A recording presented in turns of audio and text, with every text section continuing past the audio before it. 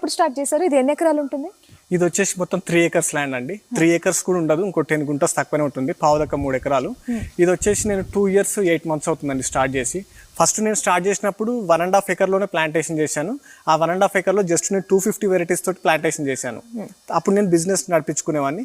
తర్వాత ఏంటంటే ఈ మొక్కలను పెంచడం వల్ల అదొక వ్యసనం కాబట్టి నాకు ఇంకా కొన్ని కొత్త కలెక్ట్ చేయడం, ఆ ఉద్దేశంతో కొత్త మొక్కలు కలెక్ట్ చేశాను.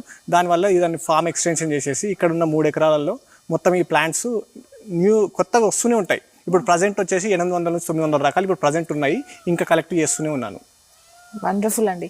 అయితే ఫస్ట్ ఈ మొక్క అసలు వెరైటీగా కనిపిస్తుంది. ఆబ్వియస్లీ ఇక్కడ నుంచి మనకి స్టార్ట్ అయింది మొత్తం వెరైటీస్ చూడడం. ఇదే మొక్క అండి?